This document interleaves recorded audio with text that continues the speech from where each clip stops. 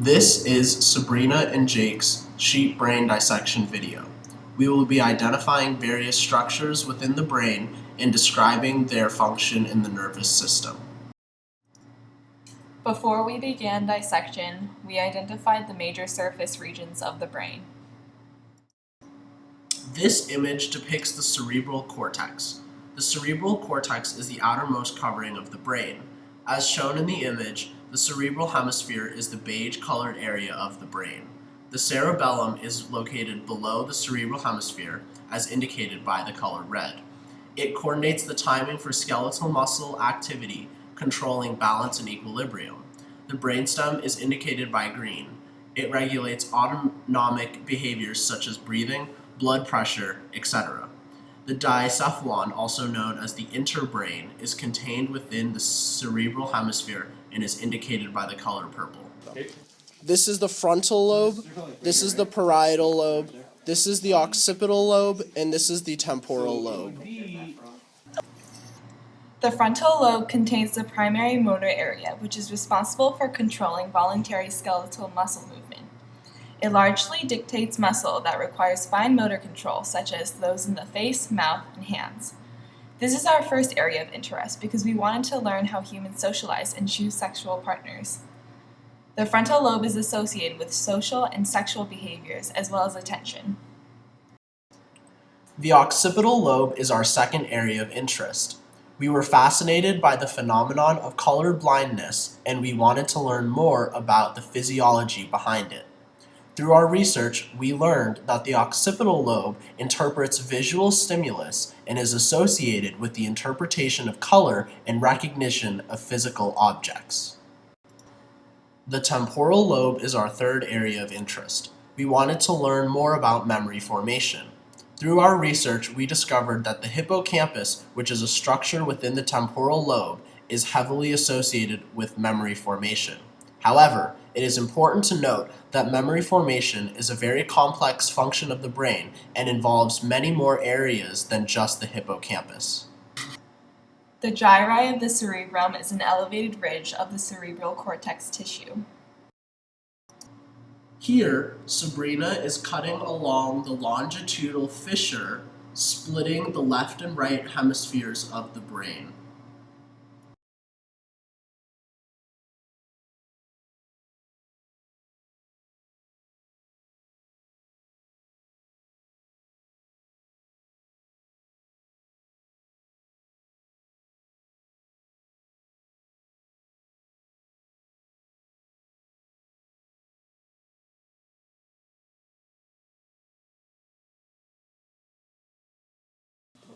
Sabrina's scalpel is indicating the location of the lateral ventricle.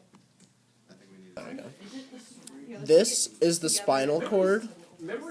This is the medulla oblongata. This is the pons, and this area is the midbrain. Okay, areas that's going to look like this. The midbrain makes up a small part of the brainstem. It is composed of canals called cerebral aqueducts, fibrous tracts called cerebral peduncles, and rounded nuclei called corpora quadrigemina that function as reflex centers with vision and hearing. The sulcus is a fissure in the surface of the brain surrounding the gyri, separating the different structures of the brain. It creates the physical, convoluted appearance of the brain. Depicted in the image, the ventricles are the chambers formed by the enlargement of the central canal of neural tubes in the four regions of the brain. The ventricles are filled with cerebrospinal fluid, which absorbs physical shock received by the brain, protecting it from damage. The ventricles also help relay information between the third and lateral ventricles. Positioned below the lateral ventricle, the corpus callosum is a large fiber that connects the cerebral hemispheres and serves as a connection or joint, allowing communication between the two hemispheres within the cerebrum. Positioned below the fornix, the thalamus is located at the top of the brainstem and is above the hypothalamus. It largely serves as a conductor for sensory input. This area of the brain directs incoming signals of stimulation to the cerebral cortex. It also helps to regulate motor function.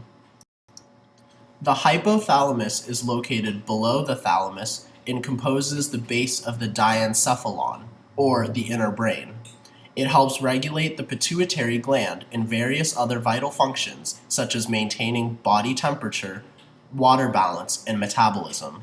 The hypothalamus is part of the limbic system, or emotional visceral region of the brain, which helps to control various impulses and urges, such as hunger, thirst, and sexual desire. The pons is the rounded structure which protrudes just below the midbrain. Composed mostly of fiber tracts, its main function is to help regulate autonomic behaviors such as breathing. It also helps relay sensory input between the cerebellum and the cerebrum. Located below the pons, the medulla oblongata is part of the brainstem and helps to control and regulate autonomic functions such as digestion and heart rate.